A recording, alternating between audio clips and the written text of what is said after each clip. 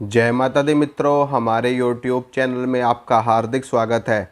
आज मैं आपको दुर्गा चालीसा को कैसे आपको सिद्ध करना है इसके बारे में जानकारी दूंगा, वो भी अमावस्या के दिन। देखिए मित्रों, अमावस्या और पूर्णिमा ये दो तिथियां ऐसी हैं जो बहुत ही शक्तिशाली तिथियां हैं और इन तिथियों पे किया गया प्रत्येक कार्य सिद्ध होता है अपने आप में। अमावस्या तिथि पर दीपावली पड़ती है, पूर्णिमा तिथि पर होली पड़ती है और होली और दीपावली का महत्व बहुत ही ज़्यादा है, बहुत ही शक्तिशाली दिन होते हैं। इन दिनों में तंत्र के कार्य सबसे ज़्यादा किए जाते हैं। किसी के ऊपर तंत्र करना हो, किसी के ऊपर मारण करना हो, किसी के ऊपर चौकी छोड़नी हो, किसी का उतारा करना हो, किसी को किसी बुरी शक्ति से छुटकारा दिलवाना हो, या फिर कैसे भी सकारात्मक कार्य हो, नकारात्मक कार्य हो, तांत्रिक विद्या हो, मांत्रिक विद्या हो, तंत्र हो, मंत्र हो, भैरव सिद्धि हो, काली सिद्धि हो, वीर सिद्धि हो, जिन्न सिद्धि हो, पीर सिद्धि हो, दुर्गा काली लक्ष्मी के कैसी भी सिद्धि आपको करनी हो, तो पूर्णिमा का दिन और अमावस्या का दिन बहुत ही ज़्यादा महत्वपूर्ण होता है। इन्हीं दिनों में सारी सिद्धियां करी जाती हैं, विशेष रूप से होली की पूर्णिमा को और दीपावली की अमावस्या को। तो इसीलिए अगर आप दुर्गा चालीसा को सिद्ध करना चाहते हैं तो अमावस्या की रात्रि या फिर पूर्णिमा की रात्रि बहुत ही ज़्यादा श्रेष्ठ है। सिद्धि कैसे करनी है उसका विधान मैं आपको बताता हूँ। एक लकड़ी की चौकी पे लाल रंग का या फिर पीले रंग का या फिर इसके अलावा आप संतरी रंग का, केसरिया रंग का भी वस्त्र बिछा सकते हैं अगर आपके पास उपस्थित हो।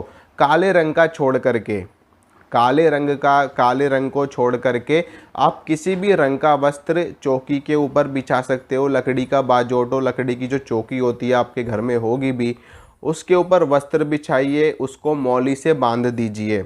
उसके बाद में आपको क्या करना है कि उस लकड़ी की चौकी के ऊपर माँ दुर्गा की फ़ोटो, मूर्ति, चित्र जो भी आपके पास हो वो आपको स्थापित करना है। उसके बाद में माँ दुर्गा की मूर्ति पे और जो भी पूजा की सामग्रियाँ आपने वहाँ पर रखी हैं उन सभी के ऊपर शुद्ध जल में थोड़ा सा गंगा जल डाल करके आपको सबको शुद्ध करना है, सबको पवित्र करना है। पवित्रीकरण का मंत्र भी होता है, अगर आपको आता है मंत्र तो आप मंत्र पढ़िए, अगर मंत्र नहीं आता तो आप सिंपल किसी भी पुष्प से या फिर किसी भी आम के पत्ते से या फिर अशोक वृक्ष के पत्ते से आप उस पर जल का छिड़काव कर सकते हो। ओम अपवित्रः पवित्रो वा सर्वावस्थां गतोपि वा यस्मरेत पुंडरीकाक्षं सा बाह्यभ्यन्तरः शुचिः अतिनील घनश्यामं नलिनायतलोचनं स्मरामि पुंडरीकाक्षं तेन स्नातो भवाम्यहम्। ये मंत्र है, अगर ये मंत्र आप बोल सकते हो तो ठीक है, नहीं तो भगवान नारायण का नाम लेते हुए, नारायण नारायण कहते हुए आपको जल का छिड़काव करना है और मन में ऐसी भावना करनी है कि सब कुछ शुद्ध और पवित्र हो चुका है। थोड़ा सा जल आपको अपने ऊपर भी छिड़क लेना है। उसके बाद में आपको 3 बार आचमन करना है, ओम केशवाय नमः, ओम माधवाय नमः, ओम गोविंदाय नमः। उसके बाद में 3 बार इन मंत्रों को बोल करके 3 बार आपको जल पीना है, ठीक है। थोड़ा सा जल आपको अपने हाथ में ले लेना है, अपने हाथ में थोड़ा सा जल आपको डालना है, उल्टे हाथ से ऐसे अपने हाथों को ढकना है। उसके बाद में ओम केशवाय नमः बोल करके आपको जल पी लेना है, फिर ओम माधवाय नमः, फिर जल पी लेना है, ओम गोविंदाय नमः, फिर जल पी लेना है, फिर ओम ऋषिकेशाय नमः बोल करके आपको अपना मुख धो लेना है, ऐसे करके मुंह आपको पोंछ लेना है अंगूठे से ऐसे करके। फिर उसके बाद में ओम नारायणाय नमः बोल करके आपको अपने हाथों को ऐसे धो लेना है। शुद्धिकरण और पवित्रीकरण यहाँ पर कंप्लीट हो जाता है। इसके बाद में अपने मस्तक में आपको तिलक धारण करना है। उसके बाद में आपको माँ दुर्गा के समक्ष धूप दीप प्रज्वलित करना है। दीपक कौन सा जलाओगे? दीपक आपको जलाना है देसी घी का दीपक, ठीक है। अगर आप माँ दुर्गा की सिद्धि वैष्णव रूप में कर रहे हो तो देसी घी का दीपक जला लेना, नहीं तो आप तिल के तेल का दीपक जला सकते हो और सरसों के तेल का दीपक जला सकते हो। शुद्ध देसी घी का दीपक जलाओगे तो अति उत्तम है, ज़्यादा श्रेष्ठ है। माँ दुर्गा लक्ष्मी बन करके चलती हैं, वैष्णव बन करके चलती हैं देसी घी का दीपक जलाने से। अगर तेल का दीपक जलाओगे तो माँ दुर्गा काली बन करके चलती हैं और जो उनके थोड़े से उग्रतम स्वरूप हैं उस रूप में चलती हैं, ठीक है। और इसके साथ में दीपक जलाइए, धूप बत्ती जलाइए। माँ दुर्गा को आप भोग प्रसाद में आप माँ दुर्गा को 5 बताशे, 2 लौंग, 2 इलायची ये माँ दुर्गा का पसंदीदा भोग होता है। 5 बताशे, 2 लौंग, 2 इलायची और 1 मीठा पान, ये आप माँ दुर्गा को चढ़ा सकते हैं। इसके अलावा आप माँ दुर्गा को पंचमेवे का भोग लगा सकते हैं। आप माँ दुर्गा को शहद का भोग लगा सकते हैं। माँ दुर्गा सदैव शहद का पान करती रहती हैं, पान पात्र में भर करके, और माँ दुर्गा को शहद का भोग बहुत ज़्यादा पसंद है, तो आप शहद का भोग लगा सकते हैं माता को। नहीं तो आप माँ दुर्गा को मिश्री का भोग लगा सकते हो, और मिश्री के अलावा आप माँ दुर्गा को 5 प्रकार की या 7 प्रकार की मिठाई का भोग लगा सकते हो। इसके अलावा आप माँ दुर्गा को खीर का भोग लगा सकते हो। अगर आप माँ दुर्गा को लक्ष्मी रूप में और वैष्णव रूप में चलाना चाहते हैं तो आप माँ दुर्गा को खीर का भोग भी लगा सकते हो।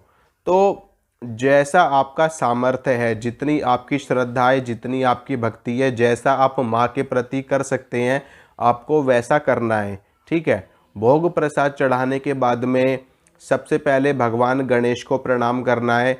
ओम गजाननम भूतगणाधिसेवितम कपित्थ जम्बो फलचारु भक्षणम ओमासुतम शोक विनाशकारकम नमामि विघ्नेश्वर पाद पंकजम। ओम श्री गणेशाय नमः। ओम गम गणपतये नमः। ओम गौरीपुत्राय नमः। इस प्रकार से बोल करके भगवान गणेश को आपको प्रणाम कर लेना है। गणेश जी को प्रणाम करने के बाद में दुर्गा चालीसा आपको ले लेनी है। दुर्गा चालीसा ले लेनी है। दुर्गा चालीसा जो आपके पास होनी चाहिए वो मैं आपको बता देता हूँ। गीता प्रेस वालों की दुर्गा चालीसा आपके पास होनी चाहिए। अगर आप वैसी कोई सी भी दुर्गा चालीसा उठा लाओगे तो उसमें अशुद्धियाँ होती हैं बहुत सारी शब्दों में। तो जो गीता प्रेस की दुर्गा चालीसा होती है वो सबसे शुद्ध होती है, उसी का ही आपको पाठ करना है। ठीक है। और उसके बाद में दुर्गा चालीसा के कितने पूरे के पूरे 108 पाठ आपको करने हैं। 108 पाठ करने से दुर्गा चालीसा पूरी सिद्ध हो जाती है। और ये साधना आपको रात्रि काल में ही करनी है प्रारंभ, जब सूर्यास्त हो जाए। सूर्यास्त होने के बाद में यानी कि 7 या 8 बजे के बाद में आपको ये साधना शुरू करनी है। और रात में 11, 12, 1 बजे तक, 2 बजे तक, जब तक आपकी साधना चलेगी तब तक आपको साधना करनी है। आपकी दुर्गा चालीसा सिद्ध हो जाएगी। जब माँ दुर्गा के पूरे 108 पाठ आप कर लोगे, उसके बाद में भगवान शंकर की पूजा थोड़ी सी आपको ज़रूर करनी है, 5 मिनट 10 मिनट। आप भगवान शंकर की पूजा दुर्गा चालीसा का पाठ शुरू करने से पहले भी कर सकते हो। जब आप गणेश जी का पूजन कर लोगे तो गणेश जी का पूजन करने के बाद में आप भगवान शंकर का पूजन भी कर लेना। उसके बाद में फिर लास्ट में माँ दुर्गा का सीधा सीधा विधान करना सिद्धि का। ठीक है। माँ दुर्गा के साथ में हनुमान जी चलते हैं, भैरव जी चलते हैं, भगवान शंकर चलते हैं, भगवान गणेश चलते हैं, और इन सभी को प्रणाम आपको अवश्य करना है। अगर आप कोई मंत्र नहीं जानते तो मंत्र मत करो, कोई बात नहीं। आप भगवान गणेश को वैसे भी प्रणाम कर सकते हो, भगवान शंकर को वैसे भी प्रणाम कर सकते हो, उनसे आज्ञा ले सकते हो। हनुमान जी को प्रणाम कर सकते हो, हनुमान जी से आज्ञा ले सकते हो। और भैरव जी को प्रणाम कर सकते हो, भैरव जी से आज्ञा ले सकते हो। तो सबको प्रणाम करना है, सबसे प्रार्थना करनी है कि आपकी सिद्धि पूरी हो। ठीक है। और थोड़ा थोड़ा प्रसाद सबके नाम से आपको निकाल देना है 5 जगह। पहला गणेश जी के नाम से, माँ दुर्गा के नाम से, तीसरा भगवान शंकर के नाम से, चौथा हनुमान जी के नाम से, और 5वां भैरव जी के नाम से। 5 जगह आपको थोड़ा थोड़ा प्रसाद निकाल देना है। फिर आपको सबको प्रणाम करके अपनी सिद्धि पूरी कर लेनी है। 108 पाठ जब आपके पूरे हो जाएंगे तो आपकी जो दुर्गा चालीसा है वो पूरी की पूरी सिद्ध हो जाएगी। उसके बाद में माँ दुर्गा को प्रणाम करना है, उनको धन्यवाद करना है। फिर आपको रोज का 1 पाठ आपको दुर्गा चालीसा के सदैव करते रहना है। आपके जीवन में कल्याण ही कल्याण होता चला जाएगा। आपके जीवन में चमत्कार ही चमत्कार होते चले जाएंगे। माँ दुर्गा के दर्शन भी आपको प्राप्त हो जाएंगे। सपने में भी हो सकते हैं, प्रत्यक्ष रूप से भी हो सकते हैं, किसी अन्य व्यक्ति के रूप में हो सकते हैं, किसी महिला के रूप में हो सकते हैं, किसी बड़े बुजुर्ग के रूप में हो सकते हैं। किसी भी रूप में माँ दुर्गा आपको दर्शन अवश्य देंगी। ठीक है। यह है पूरी सिद्धि का विधान। और इसमें जहाँ तक मुझे पता है मैंने आपको सारी जानकारी दे दी। फिर भी अगर कुछ रह गया हो तो आप कमेंट में मुझसे पूछ लेना, मैं आपको समझा दूंगा, बता दूंगा। ठीक है। अब ये जो सिद्धि है ये 1 दिन की सिद्धि है, अमावस्या पे करने की या फिर पूर्णिमा पे करने की। आप इसको अमावस्या पे भी कर सकते हो, पूर्णिमा पे भी कर सकते हो। होली पे, दीपावली पे भी आप कर सकते हो और आप ये सिद्धि नवरात्रि में भी कर सकते हो। ठीक है, नवरात्रि का विधान मैं आपको बाद में बता दूंगा। और इस एक दिन की सिद्धि में आपको ब्रह्मचर्य का पालन ज़रूर करना है और अंडा, मीट, शराब ये सारी चीज़ें आपको नहीं खानी। ठीक है, खास कर कि जिस दिन आप सिद्धि कर रहे हो उस दिन आपको पूरा पूरा परहेज रखना है। और अगर आप प्याज लहसुन भी ना खाओ तो ज़्यादा अच्छा है। यानी कि जिस दिन अमावस्या होगी उस दिन आपको सुबह से ही परहेज शुरू कर देना है। बल्कि जब सिद्धि करने के लिए बैठा जाता है तो एक दिन पहले से ही परहेज करना शुरू कर देना चाहिए। जैसे कि आज अमावस्या है तो आपको कल रात से ही परहेज शुरू कर देना चाहिए। ठीक है, तो ब्रह्मचर्य का पालन आपको करना है। अमावस्या के दिन प्याज लहसुन नहीं खाना, अंडा, मीट, शराब नहीं खाना।